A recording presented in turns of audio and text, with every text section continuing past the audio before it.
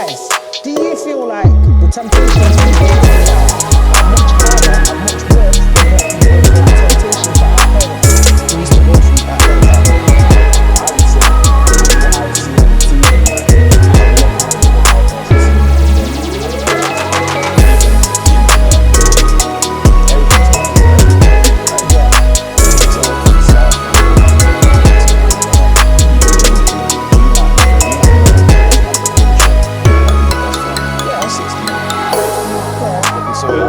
what my parents have seen. As long as it doesn't get them in trouble. Yeah, they're calm.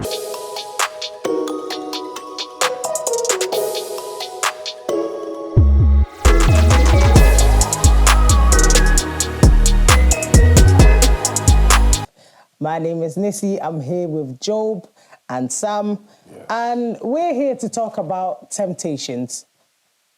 You know, we all suffer with them, we all go through them, but how do we deal with them in real life?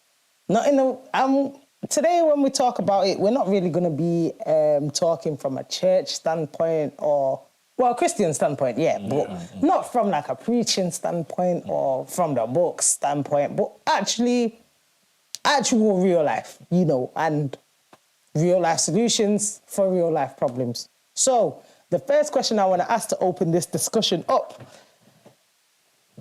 guys, do you feel like the temptations we go through now are much harder, are much worse than the temptations that our parents used to go through at their time? Excellent question. Cheers, mate. I think going back to our parents is even going too far. I think the temptation that I've been going through from our, say, teenage years, I would say are a lot more than our parents went through. I would say what I've seen as a teenager is a lot more than what my parents have seen in their probably adult life and teenage years and childhood years. It's insane just because we have so much access to like the internet and friends and da-da-da-da. So the culture is changing quite a lot. I think definitely you get tempted a lot more. Yeah. You just have to stay steadfast, kind of just keep your eyes just up there. Because there's a lot of people you can be looking at, thinking, fantastic. But the Bible tells us the moment you look at someone with lust, you've already sinned. Easier said than done. Easier said than done. You look at somebody, But then the thing is, there'll be somebody walking around in a bikini, sorry, not bikini. Bikini's all right. A bikini's all right? We'll get to that next time. What's it called? Cut your ass. Say for example, in booty shorts. Okay. So we're walking around in booty shorts, half the cheeks out. As a man, I don't know. Yourself as well, Nissy, I don't know. I don't know. Wow. As a man, your eye will just, even this eye will go this way, this eye will go that way. But your periphery can still see it. And I think things like that are not things that they would have necessarily seen. We're all Congolese here in Congo. It was something that was really, really taboo back in the day as well. And I think it's something that with the whole movement with the whole body positivity movement that's kind of being pushed forward as well, people just feel like they can do whatever they want. And I think it's hurting a lot of us, a lot of our Christians. We can joke around with it all we want, but I think it's very difficult to overcome temptation, as if I can just summarize. I think, like, temptation, obviously, is still the same thing, like, from the start. Till now, it's still the same thing, but the appropriation to it now has definitely changed. Like, something like you said, wearing very high shorts, booty shorts. Like, our parents weren't seeing that. They may have seen it, but people already deemed who they were. It was quite rare to see someone in So, and that's just an example of it. But like now, it's kind of like the way culture's changing in every country. It's kind of like accept the person for who they are and what they want to do. You can't question at the end of the day. So if someone wants to be that way, so be it. Do you know what I mean? Like, you might be, I had a friend actually who told me that she was, making her way to work and there was that group of people that ride the bikes naked. That's nonsense, guys. In a situation like that, imagine you're someone that's dealing with lust and you're breaking free from it, and something and you're as just small seeing as someone that. I don't think maybe some people at home don't know what you're referring to.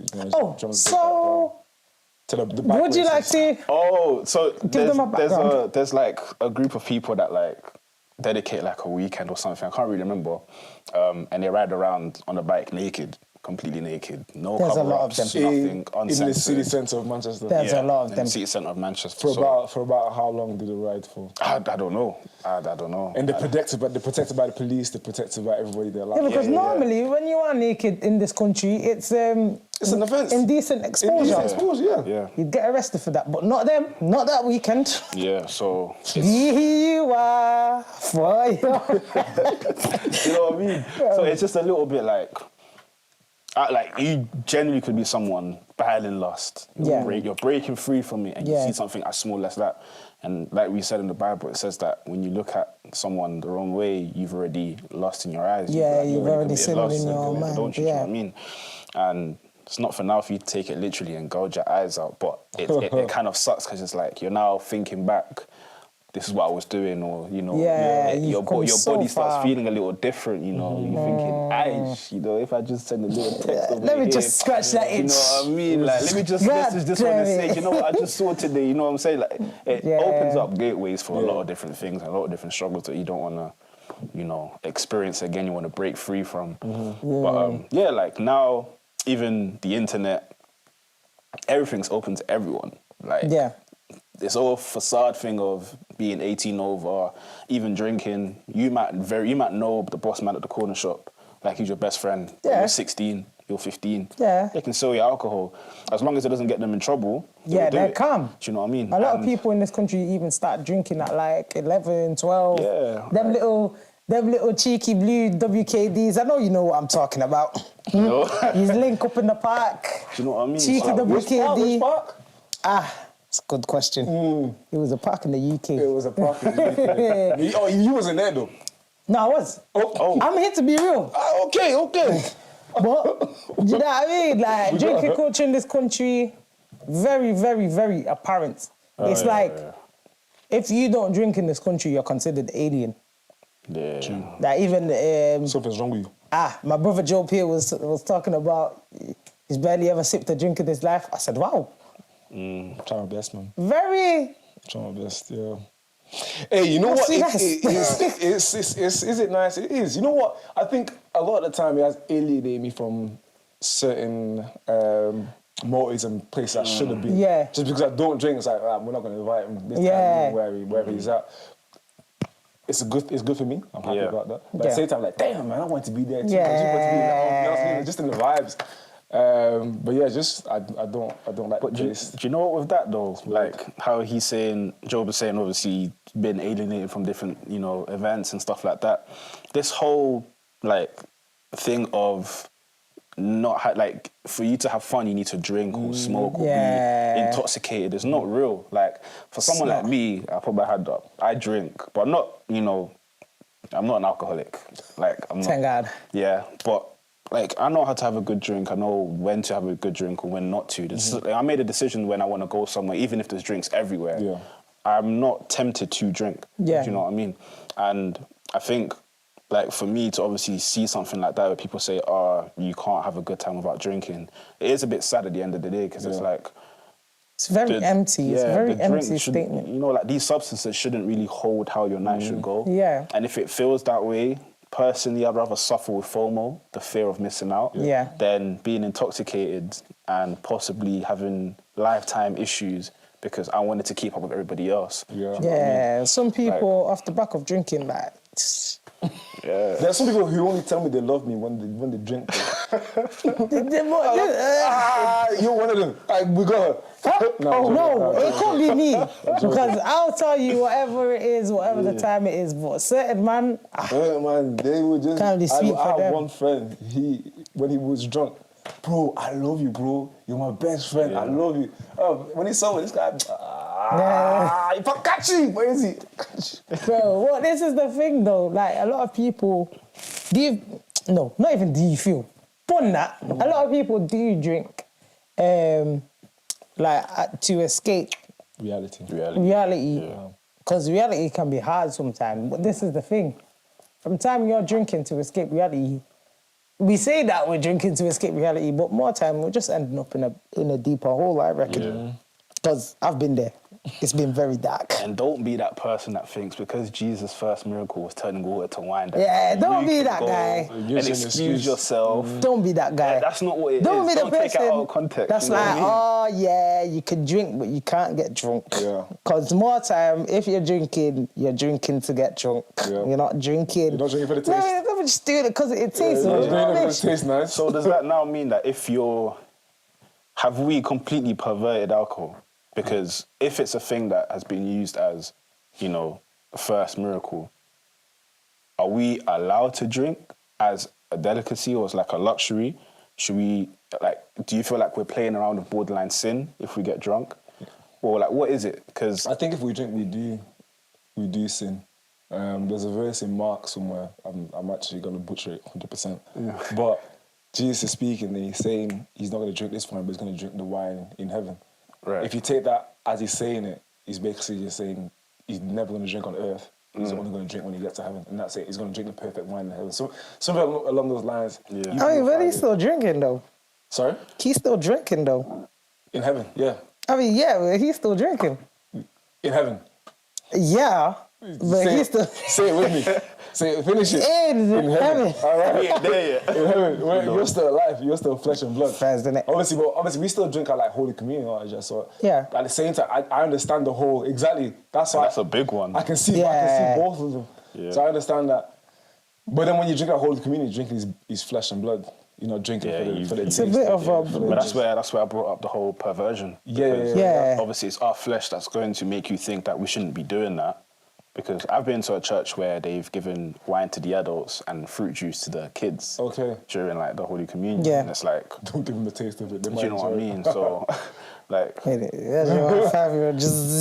there's situations where you might go out to eat, and you get a glass of wine. That's me. Yeah. I like a little bit of red wine. I do love a cheeky. But wine, it's not it's a luxury to me. Like if I'm gonna drink it, I need a good meal out kind of thing. Nice cheeky steak in it.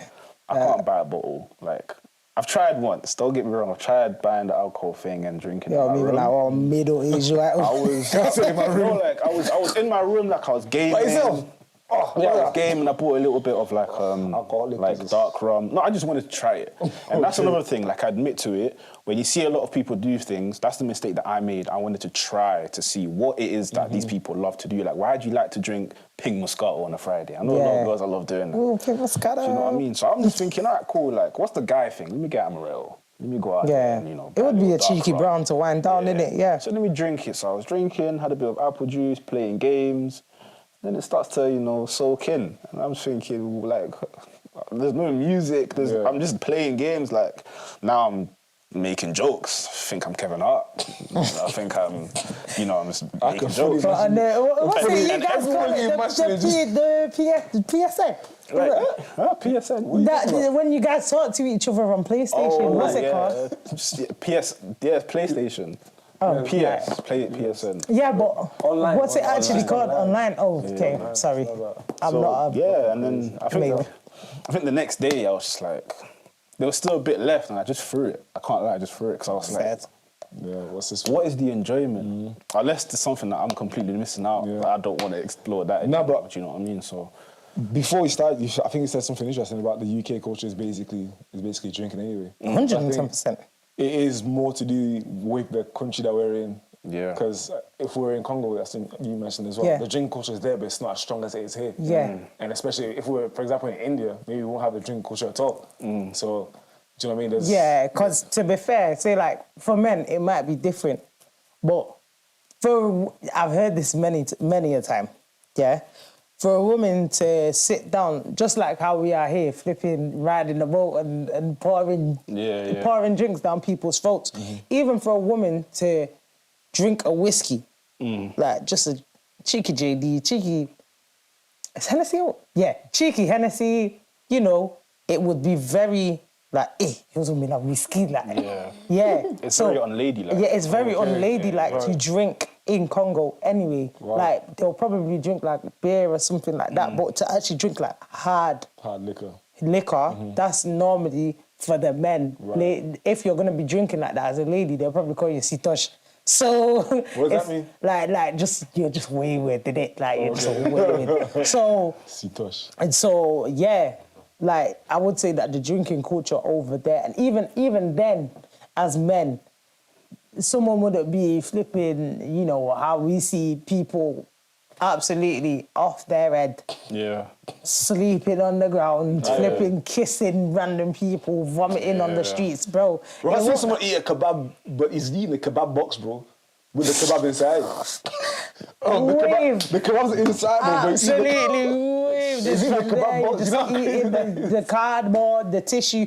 It won't happen in Congo because they'll nommer your soulard. Yeah. And already to be called a soulard is like... Yeah. You know what it is? The UK lacks problems. That's what it is. The life There's is no too cultural easy. boundaries in the UK. You reckon? It lacks. There's none. There's no problems. There's no cultural boundaries. If you're gonna drink, you're gonna find yourself. Already. Yeah. Whereas people are struggling for food in Congo. Yeah. Do you know what I mean? So that's another problem to have already. And now on top of that, you're gonna be soulard. Already, That's true. the UK is being deemed as uncultured. It is. Like, Yeah. we can't even, like, people in the UK can't even say that this is where beer originates from, like, beer is from this country. Yeah, because it's Belgian, innit? I think it's Germany. Probably true. Is it Germany? Yeah, because beer they in have... particular, yeah. Beer, yeah, because Yeah. they have their October Fest. So, like, there's a lot of things that this country kind of lacks in regards to, like, culture. Like, we don't really have an identity. Potatoes and steak. No, potatoes is Irish. So, you know, yeah, it's just They a don't bit even like, have that. you know, it's just a bit like, so that's why I say there's no cultural boundary, because there's nothing for us to latch on to say that, okay, this is what we do. So if we do it this way, these are the people that can do it and these are the people that shouldn't be doing it. But if they want to get to us, these are the things you need to do. Yeah. Do you know what I mean? I'm going to sneeze. Sneeze, man. Let it out. Sneeze, my brother. Yeah, bless Let you. it out. It's gone now, it's gone. But you know what? I think we've probably veered a little bit from temptation, if anything. But this has been good to listen to. Bless you. Bless you, mate. But do you feel like, okay, let me throw this out there, yeah?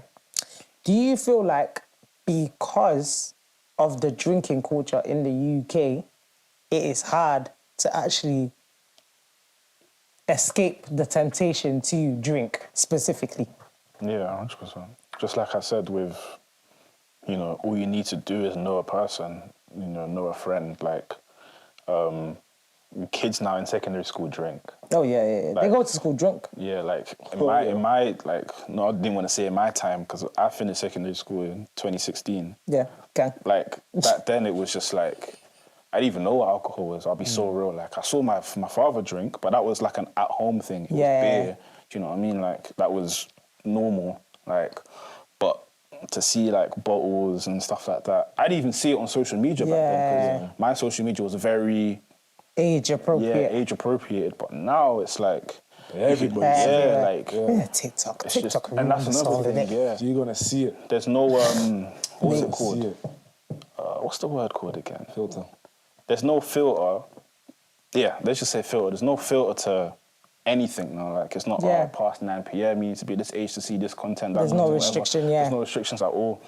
And it's like, but they've given you the freedom to apply that restriction. So at the end of the day, are we not still at fault for being tempted? Ain't nobody gonna apply that restriction, man. No, but do you know what I'm saying though? Are we not still at fault for being exposed to these things at a young age? Because if we've come to this country, let's say our parents weren't first generation, let's say they were second or third. Okay. Yeah.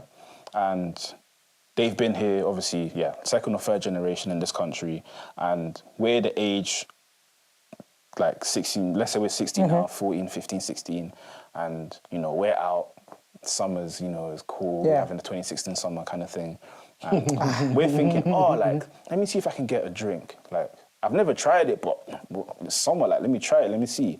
Do you think you'd be that person now, or knowing that your parents have that idea, they have knowledge of the UK and the culture of the UK, implementing those restrictions and then boundaries, would you still break it? With my nature, yes. let me not even lie. With my nature, yes. At least you know yourself. Thank you. Being self-aware is very important, guys. You should be self-aware in this life. But with my nature, I feel like, I would be, because there's always... Okay, I'm not giving anyone any ideas. chill. But there is always ways around it. Because I've seen people who are like that, where their parents are not first generation, they might be second generation, and they still kind of do the things that we would do as children of first generation immigrants type of thing. Because it's not just the restrictions that your parents might put, it's the environment that you grow up with, it's the culture that you grow up in. Again, we're in England. England. Come on, England. We love to drink. Yeah, we love to have a good jolly time. We drink in the office. We drink in the restaurants. We drink at bars. We drink outside. Games. We drink at a game. We drink at a wedding. We drink at a funeral. It don't matter. We're drinking everywhere. Yeah. Come on, England. But yeah, I feel like that's just gonna play into it. Do you get what I'm saying? It's proper like weaved into the culture. Yeah. Anyways. It's going to be harder for you to avoid it than to ignore it.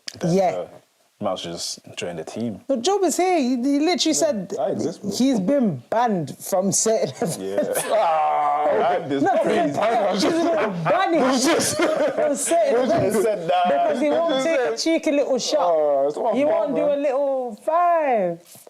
Hey, I was going to say 5-7. Let's sing the song. No, but yeah.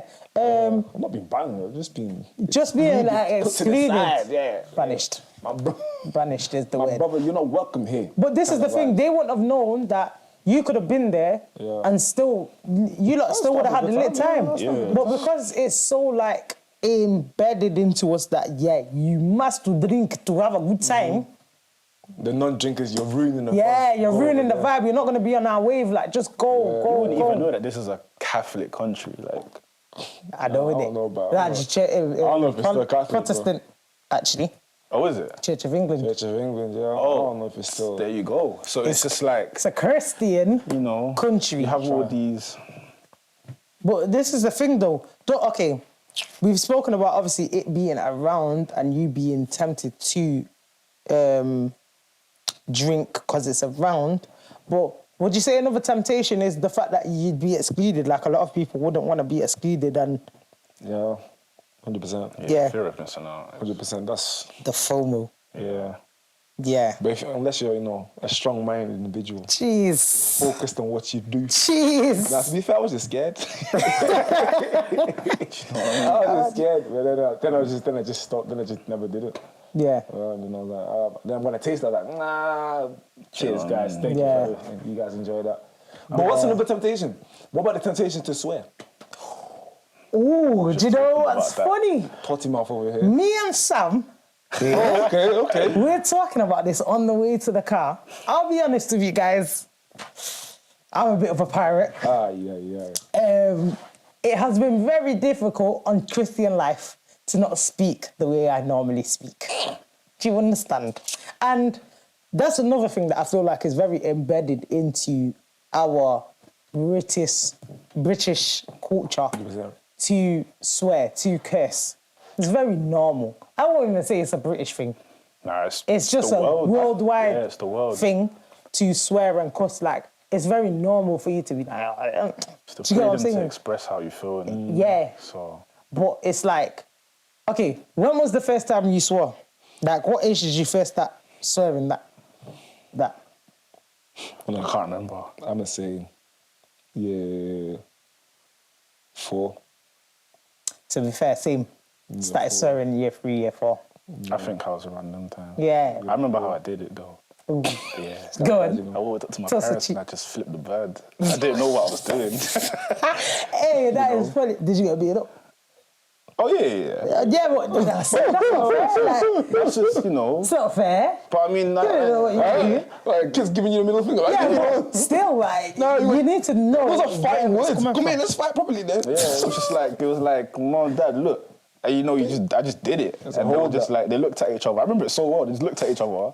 They started laughing and they asked, where did I get that from? And I said, my friend told me how to do it. And then the rest is history. I've been disciplined in it, so tough. But yeah, I mean, I would have thought and wished that would have stopped me from, having a potty mouth. No. But I think, not in this country. I took it as a style to like speak a certain way and have to express myself that way. That obviously I'm aware of it. I am trying to stop, but there's a lot of things in life that kind of triggers you. Simple thing like road rage. Oh, yeah, 110%. Like, you know what you're doing is wrong, so why do you still do it?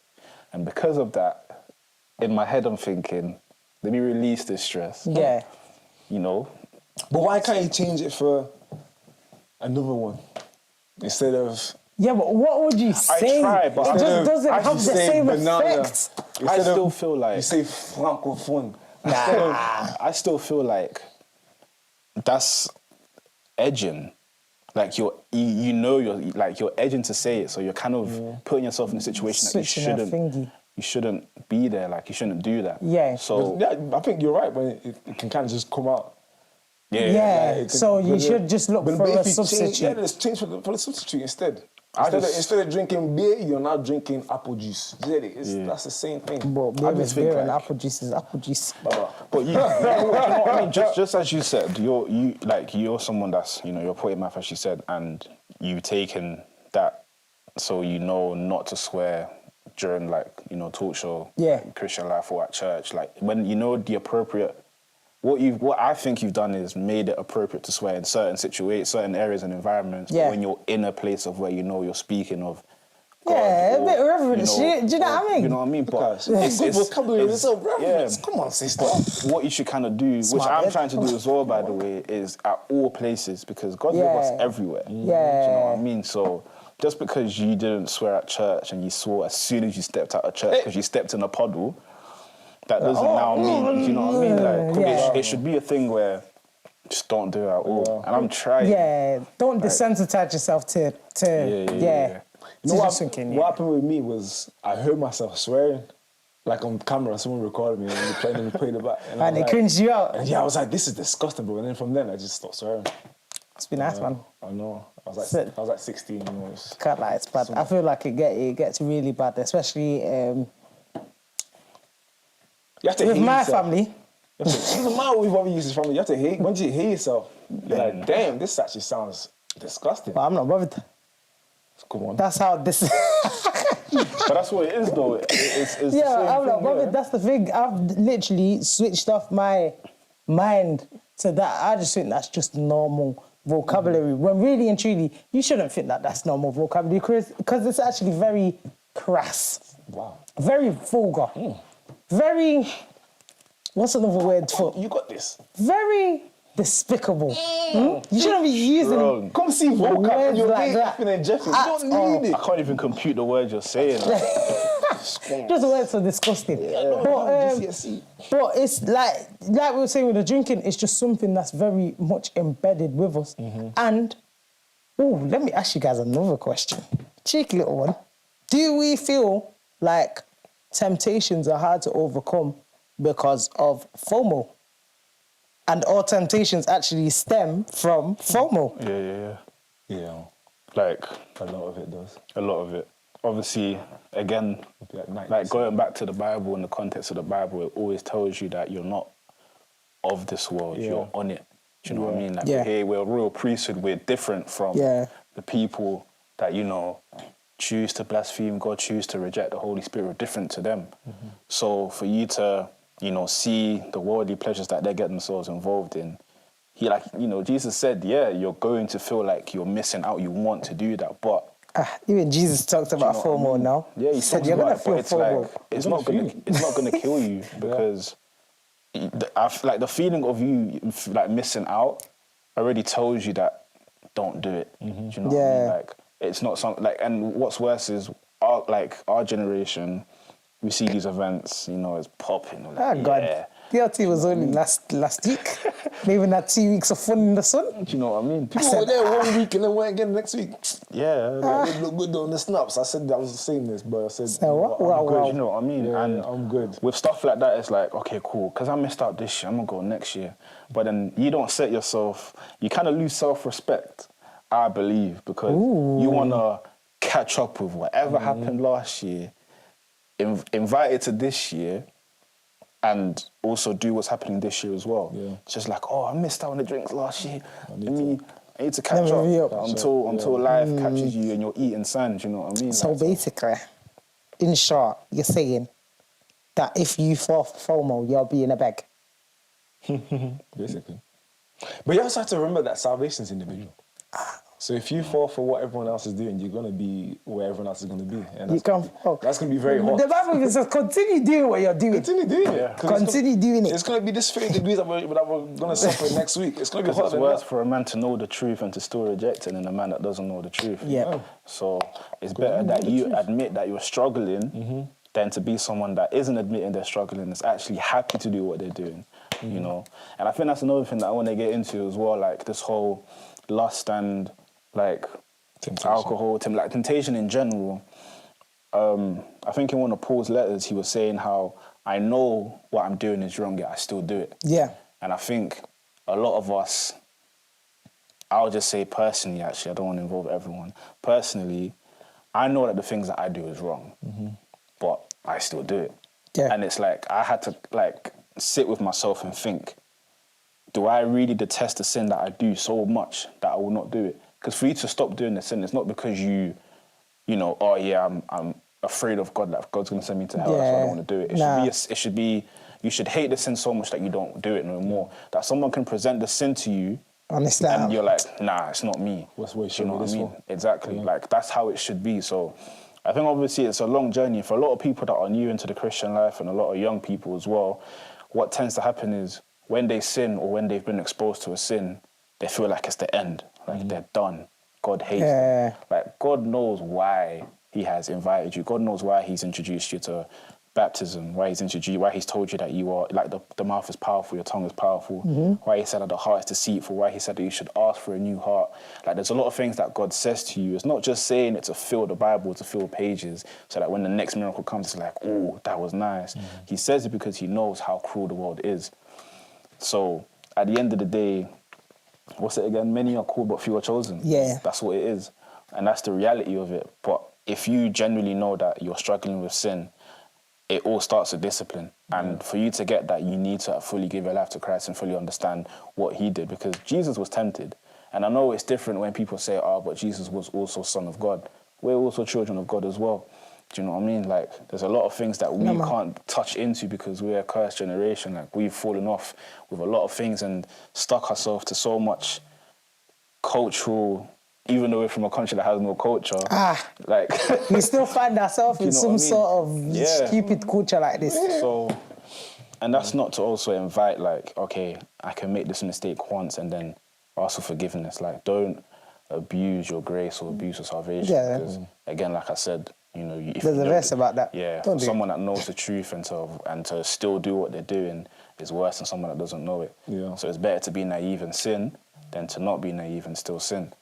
I think there's something very important as well about the forgiveness of sins. Yeah. But a lot of new Christians and probably young Christians as well, what they think is, I have to keep repenting for the same sin over and over again. But obviously God's already died for that sin that you've repented for that time.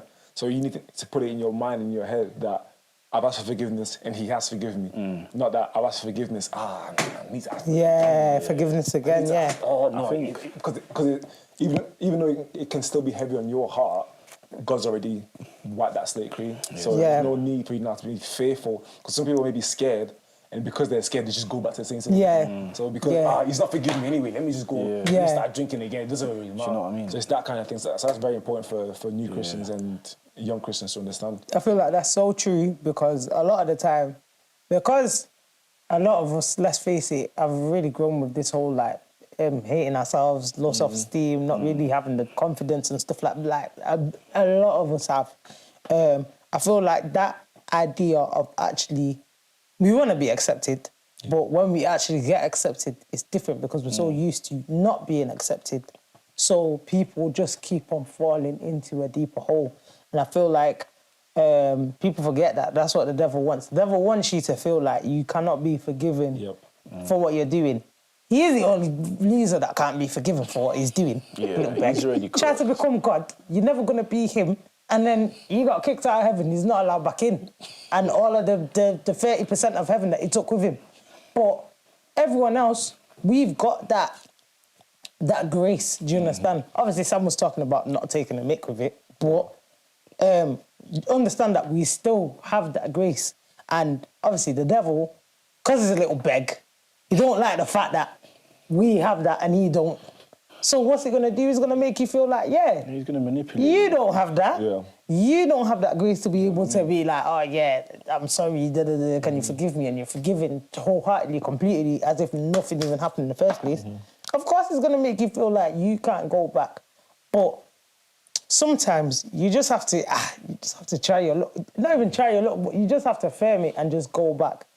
The more you actually see God as not just like some far thing over there, but actually like a father to you. Because it's the same way. Say like if I rob a bank today, my dad's not going to stop talking to me for robbing a bank. You never know. I know he's not going to stop talking to me for robbing a bank. He'll be very disappointed in me. Yeah. And I'll have to do stuff to make it up to him. But it's not like it's going to be like, you're not even my child anyway. Yeah. You never do that because he's my father. And that's your father here on earth. Exactly. Now you're all loving father. Exactly. Can you imagine? Do you know what I And mean? he's even, my dad is even just a man, like just a man that feels just like all of us feel. So, like, God, you know God wouldn't do that. Just a lot of the time, the reason why we stay in temptations as well, I feel, is because we like to believe devil's lies. But we need to actually deep the biggest statement of all, that the devil is actually a liar. The devil is a liar. Right. God is the truth. Yeah? So just believe that and, you know, it's... Yeah. You're all good. What Job was also saying with like repentance, I started to notice, and it's kind of sad a little bit, that so many people think repenting is asking for forgiveness, and repenting is a change of mind. And the Bible even says that once you've repented, all sins are forgiven. And it's not saying that, oh, I repent today, I accidentally commit the same sin tomorrow, I shall not repent again. Because it's like even baptisms as well, like when you get baptized, you've publicly declared that you are a follower of Jesus Christ, you've surrendered to him. So now that you've dabbed into a little bit of sin here and there, and kind of lost your footing, you should now go and get baptized again. Nah, Don't make no sense, mate. It doesn't make sense. These are things that you've publicly declared, and these are things that your intention is to change. Yeah. So once you've declared it in your prayers, once you've declared it publicly, once you've declared it, the devil can hear you.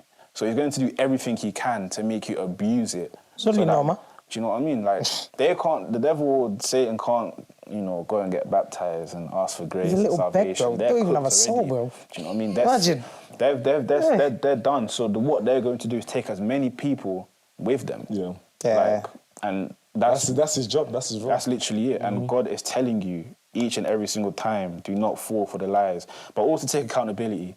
Too many people blame the devil, but now it's actually you. Sometimes the devil don't even do nothing. I reckon. I wasn't even there. I reckon the devil sometimes says anything. Damn, like, I wasn't even there, bro. Yeah. Just trying to chuck it on me. Sometimes the cat lie. It's a little bit slow surfing. Yeah, like obviously we understand, like, they're in and around, but that's why it also says that you should confess your sins. That already there is taking accountability for the inactions you've done against your own self. Like, it's not now come to judgment and God said, oh, you did this. Oh, yeah, I know I did that, but it was because devil number 3 tempted G, it was the devil's you, not bro. there with you, do you know what I mean? So, bro. take as much accountability. Don't be a Pastor Lucas, bro. Don't be a Pastor Lucas. I didn't say anything about no pastor. I'm not outing anybody. Pastor Lucas was basically a character in EastEnders. He's not a real person. Do you understand? But I was taking shots. I'm not that bad. Don't worry, Pastor Lucas. But yeah, like, just know what you're doing. And the fact that you know what you're doing is wrong, try to avoid it as much as you can, even if it means you're halfway into it. Like, you might be drinking, you're a bit tipsy, you still think you want to get drunk and you're like, nah, let me stop. It's better that you've now stopped halfway than gone all the way and committed the sin fully, and now you're asking for forgiveness. Do you know what I mean? And that's another thing with, like, lesser of two evils. Don't fall into that trap. There's no such thing. A sin is a sin. It's just evil. No matter how great it is or small it is. Sin is a sin. Do not now think, let me text this one girl. You want to text and now you're thinking, no, let me go ahead and pleasure myself. Talk about personal things, huh? No, I'm just saying. Yeah, but it's the Do you ever get tempted to do good things? We talked a lot about negatives. I just wanted to see. Tempted to do good? I have never heard of that. Like, tempted to how do do you good. mean? Like, tempted to... Say, for example, you see a homeless man on the ground. and now you're tempted to give him £20, and you do it. I'm not gonna lie. Though? It's not really temptation though, because temptation is actually solely for bad. Is it? I'm gonna Google that. Things. I don't think it's bad. What is the meaning completely? of I think it's a conflict in interest. Yeah. That's what temptation is. I believe so, but I wouldn't really say that. Temptation. Temptation, the desire to do something. The desire to do something, especially something wrong or unwise. Especially something wrong and unwise. So it doesn't rule out good things as well. It doesn't rule out good things, but especially I think that most of the time it's for bad things and unwise things. Yeah. It's just like, I don't know what example I could actually conjure up here. Good temptations. Like, I don't know. That example you gave of homeless man, I've definitely felt that. I can't even lie to you. Maybe you feel the want to, the desire to do it. Yeah. We could say, but not the temptation to do it. Do you get what I mean? I see. Yeah. I think that the temptation kind of rules out that you don't want to do good, but because you're tempted to do it, you're going to do it anyway. But the desire is that you desire to be that person that does good. So even in a situation where you might be in conflict of interest, like you said, being like the homeless man, you want to give him £20, you don't want to do it because maybe that's your last 20, or maybe you don't know what he's going to do with the £20.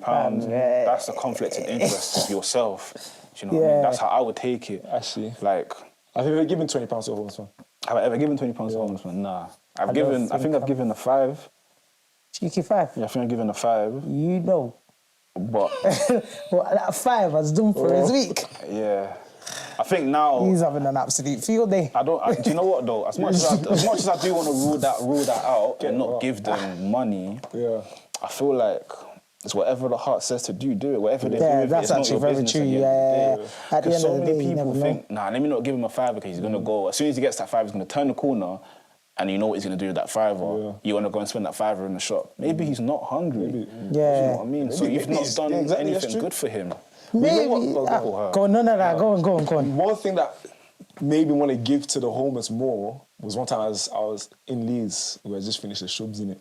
And then one girl walks past a homeless man and she gives him like 2p, puts it in the thing. And the homeless man looks at it. And the look on his face, it was so, I promise you, it was one of the saddest looks I've ever seen in my life. And I said, damn, man, that guy actually probably needed money though. So every time I was out, I just kind of just like giving £5 here and there. Take a tenner, take a £5, take whatever. And it was, I think when you experience things like that, you actually realize that you help people at the same time. Yeah. Oh, he looked at it like, wow. He was like, damn, man. Oh, I can't lie. I started laughing because... Oh, you were laughing? I was laughing. In London, I'll tell you this, in London, you give a homeless man 20p, he's looking at it like... Oh, what he did? Nah, he looked like sad, bro. He was like... Yeah, he looked at it like, what the hell am I supposed to do with No, not like that, bro. Like, damn, man, this is literally all I can have. That kind of, That's why I was like, rah. Like, so sad, actually. Bro, it made me so sad. I said, damn. You haven't seen in London, people look at like, what's that? In New York, they fight people, bro.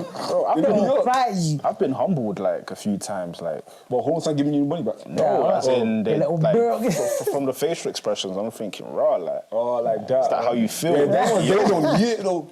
But you don't know, again, like you said, you never know people's intentions. You know what I mean? Yeah. So they could actually be even if they're scamming, at the end of the day, if my heart says give them the £5. Yeah. Because my God will triple, innit? He'll provide tenfold. So if it's my last £5 and I've seen him and he's gone and deposited that £5 in the bank, I'm thinking, when did you have a card? I thought you facts. You know what I mean? If I've seen that, it's not my business anymore. I can't go and ask for I gave her a good heart. I knew my intentions. Yeah, my intentions were pure. Whatever you did with that money, that's down to you. I tried to help. Let me now ask, obviously, last cheeky question. This has been a good discussion, boys. To be fair, it's been great. Very good discussion. Great host as well. That's what you say. I don't know if I'll be doing this again, but let me now ask.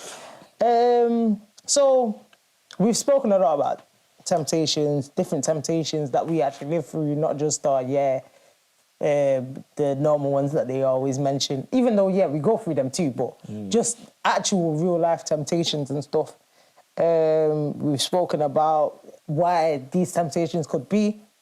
Do you have like an actual solution to how to kind of evade these temptations, or is it a thing that you're still struggling, or do you feel like you could give a little bit of insight to a young person or even an older person that's watching the show on what to do when certain challenges come your way?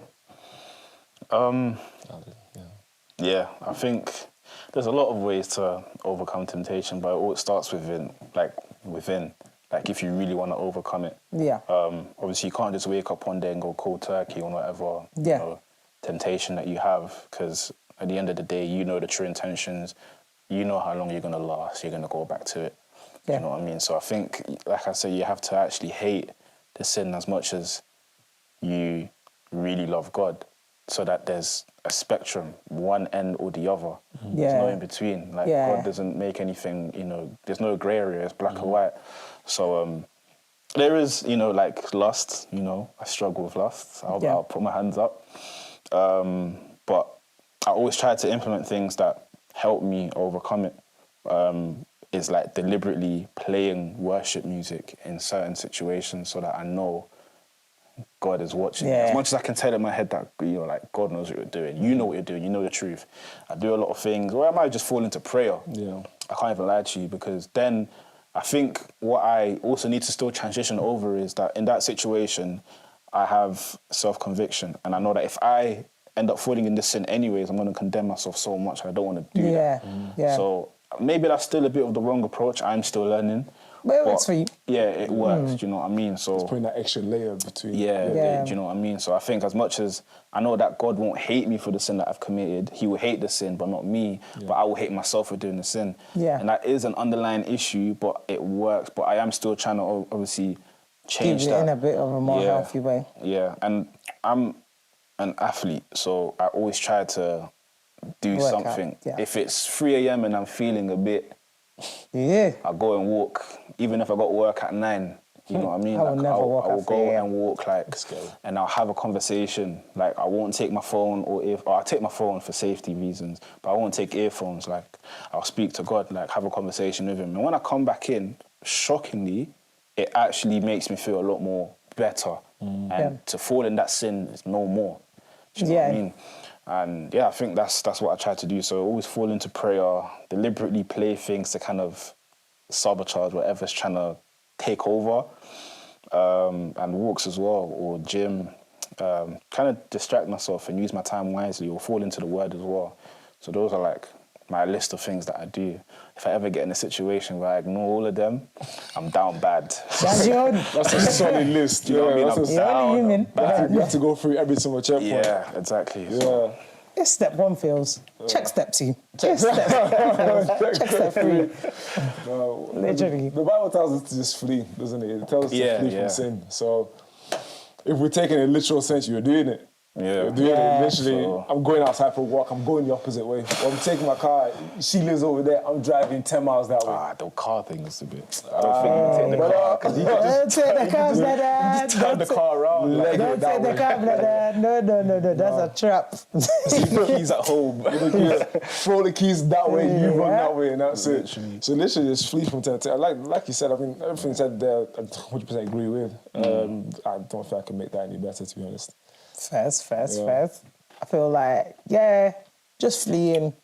Try not to... Obviously, I can recognise, that it's easier said than done. Yep. But it's just one of them where you literally just have to kind of just avoid in certain environments. If you know that, not going to lie, you won't be able to... And this is something that my mum actually told me in a thing that I fight, which is alcohol. So if you know that this certain place that you're going to go, it's just going to be at that, just try not to go, or try to leave by a certain time. Like Sammy said, don't try and do this lesser of two evils thing. Don't try and now, because you put your toe in, you must put your leg in, and because you put your leg in, you have to now put your... Do you get what I'm saying? Yeah. By the time you open your eyes, you shock them. The water will be here. Yeah. Bro, you don't know. Listen. But just try and avoid situations, like certain situations and everything. Obviously, you fear disappointing people. You have a little bit of FOMO, fear of missing out, but it's better to miss out than to be dead. Yeah, so don't do it to yourself. And it's better to miss out than to feel empty inside, because a lot of the time, when we do these things, we don't really gain anything. We kind of come out feeling empty anyway. We kind of come out with more problems. That's Some the Holy people, Spirit giving like that for conviction. example, literally, Facts. I've just, not even that. Sometimes, like for example, Sam's spoken about lust briefly. Some people, they gave into lust, they came out with AIDS. You're not even going to say baby. Because everyone talks about babies. Yeah, babies, AIDS, babies can grow and that. Yeah. Diseases are real, bro. People always forget about diseases, bro. That could really shock at me, ruin your life. Like, Do you get what I'm saying? It's a big Ruin problem. your life, ruin the baby's life as well. It ruin everyone's life. It's a big problem. Do you get what I'm saying? Like, for example, you may be drinking. Like I was talking about drinking. One little cheeky night out. Next thing you know, you're in a car crash. You're dead. You're gone. yeah. Do you get what I'm trying to say? So just try not to... Just try it. I'm not going to say it's easy because it's not, but just try at least. Yeah. And if you, obviously, the biggest thing, you can't do it by yourself. Always make the Holy Spirit a friend. Make the Holy Spirit a friend. Just be like, yo, can't lie. I need you. I'm on my J's, please come. Please, I need you. He'll do it. Do you know what I'm saying? He'll help you at least, and don't feel ashamed. Like, I remember when I started trying to obviously build my relationship with God and stuff like that, but I knew the lifestyle that I was living was very much like getting intoxicated pretty much every single day. This was around the time where life was hitting me hard. Last time when I spoke about it, you remember? I remember that. But pretty much every day, I got to a point where I was like, okay, I'm tired. And I actually started talking to God intoxicated. I was like, yeah, me being intoxicated is not going to stop me from speaking to him. So sometimes there are things that you have to do to actually, like, as a cry for help, as a plea for help. Do you understand? Hey, I'm popular today, innit? My phone is proper buzzing, innit? Sorry, but just that's pretty much what I would say. Anyways. I mean, it's not necessarily like the right thing, but it's still like God opens that door for you to still speak to him no matter your circumstances. Yeah. Whether you're deep in grief or you're horny, very lustful, or you're intoxicated. Like Job in the Bible did the same thing. Like when he lost everything, he said to God that it feels as if the enemy is my friend. Like he still came to him and told him how he felt true-heartedly. Yeah. He didn't go out there to the pub and start beating people up and drinking, and then burning real. the pub. He's keeping it real. And that's what God wants you to do. For you to have a relationship with him, you got to keep it real. You keep it real with your parents. I hope that dynamic is there. Obviously, you don't want them slapping you anyhow. But, it's like you keep it real, but also there's a level of respect there. Yeah, that you have to, Just be real. But, guys, I'm going to have to wrap it up. No problem. Obviously, this was a very nice conversation I had with you lads. Obviously, me, Nissy, Sam, Job. I hope we were able to help you guys in terms of temptations and obviously the topic that we were talking about. I hope that we were able to give you a bit of help through our insight in our own lives and just in the culture in general. And does anyone want to make any final statements before we... I think you've said enough, man. Yeah, I think everything's been said. If you do have any scenarios or dilemmas or anything you're struggling with, say it in the comment section. Yeah. Or message us individually. Or message us individually for those who knows us personally, Shout us. Maybe put your at so people can... We're here to speak at Chabangsbakes. I'm joking. Don't message the business. But shout us if you know us personally. Write things in the comments.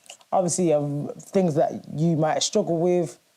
You never know, we might interact. No, let me not say that. We will interact. I hope this has really helped you all. We'll see you next time on Christian Life. Peace.